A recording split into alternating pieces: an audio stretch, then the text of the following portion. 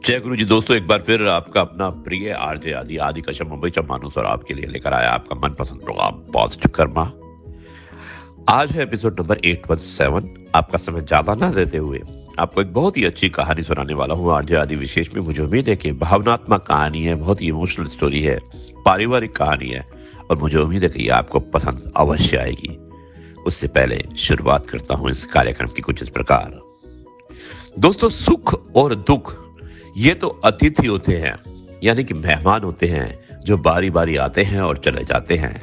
और यदि वो नहीं आते हैं तो हम अनुभव कहां से लाते हैं? यानी कि जब भी आपके पास सुख और दुख आते हैं और चले जाते हैं तो आपको वो कुछ नहीं तो कम से कम अनुभव तो छोड़कर जाते ही हैं। और उसी अनुभव एक्सपीरियंस के आधार पर आप अपने आगे के आने वाले समय को बहुत ही अच्छे रूप से बिता सकते हैं। आदि कश्यप मुंबई चा मानुस। आरजे आदि विशेष कुछ अलग हो जाए, इसमें मैं एक बहुत ही अच्छी इमोशनल स्टोरी सुनाना चाहता हूं। पारिवारिक स्टोरी है, सोशल स्टोरी है और जिसका शीर्षक है बेटी कहूं या लक्ष्मी। और इसको भेजने वाली है मेरी बहुत अच्छी दोस्त मीता कंडेलवाल फ्रॉम कोलकाता। धन्यवाद मीता इस कहानी को भेजने के लिए। और बहुत ही प्रेरक कहानी है जो कि हर लड़की के लिए एक प्रेरक कहानी होती है और लड़कों के लिए एक अनुकरणीय शिक्षा होती है। तो ये मैं आपको सुनाना चाहता हूं। ये कुछ इस प्रकार है। दोस्तों, कोई भी लड़की की सुंदरता उसके चेहरे से ज्यादा दिल की होती है। पति ने घर में पैर रखा तो कहते हैं कि अरे सुनती हो।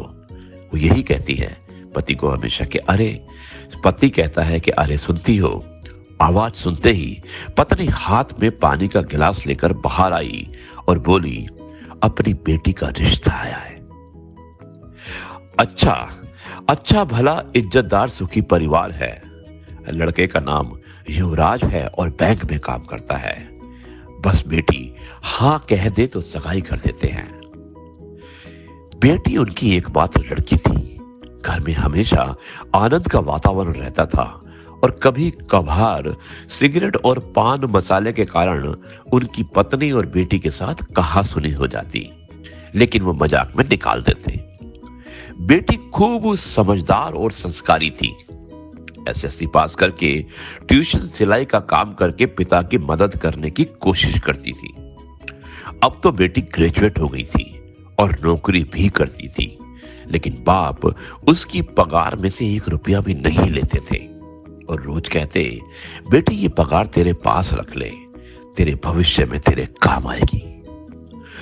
दोनों घरों की सहमति से बेटी और युवराज की सगाई कर दी गई और शादी का मुहूर्त भी निकलवा दिया गया। अब शादी के 15 दिन और बाकी थे। बाप ने बेटी को पास बिठाया और कहा कि बेटी तेरे ससुर से मेरी बात हुई है। उन्होंने कहा, दहेज में कुछ नहीं लेंगे, ना रुपया ना गहने और ना ही कोई चीज। तो बेटा, तेरे शादी के लिए मैंने कुछ रुपया जमा किया है। ये 2 लाख रुपये मैं तुझे देता हूं, तेरे भविष्य में काम आएंगे। तू अपने खाते में जमा करा लेना। ओके पापा। बेटी का छोटा सा जवाब सुनकर और बेटी छोटा सा जवाब देकर अपने रूम में चली गई। अब समय को जाते हुए कहां देर लगती है। शुभ दिन बारात आंगन पे आ गई। पंडित जी ने चवरी में विवाह विधि शुरू की। फेरे फिरने का समय आया। कोयल जैसी कूकी हो ऐसे बेटी 2 शब्दों में बोली, रुको पंडित जी, मुझे आप सबकी उपस्थिति में मेरे पापा के साथ बात करनी है। पापा, आपने मुझे लाड़ प्यार से बड़ा किया, पढ़ाया लिखाया, खूब प्रेम दिया।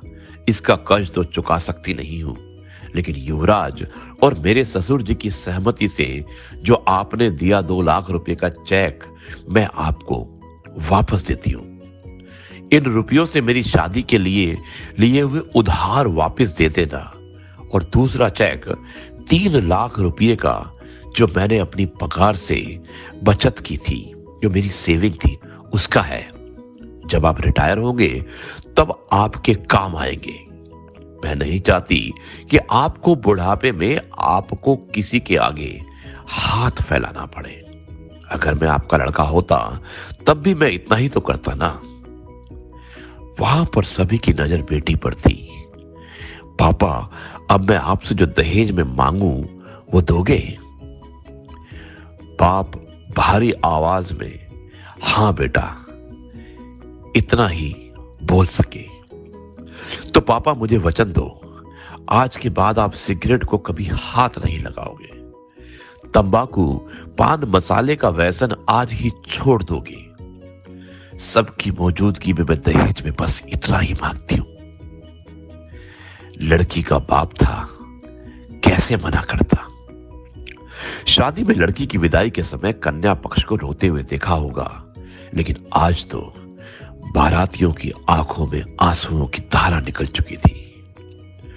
मैं दूर से उस बेटी को लक्ष्मी रूप में देख रहा था। रुपये का लिफाफा मैं अपनी जेब से नहीं निकाल पा रहा था।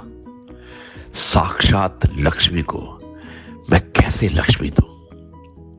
लेकिन एक सवाल मेरे मन में जरूर उठा, भ्रूण हत्या करने वाले लोगों को इस जैसी लक्ष्मी मिलेगी क्या? दोस्तों, ये थी कहानी और बहुत ही अच्छी कहानी थी। और आप ये भी कह सकते हैं कि बेटी बचाओ और बेटी पढ़ाओ, यहां पर एकदम सत्य प्रेरित होती है ये कहानी।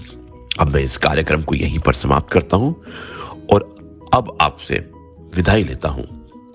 कल एक बार फिर से मुलाकात होगी, तब तक के लिए कहता हूं जय गुरु जी, शुक्राना गुरु जी।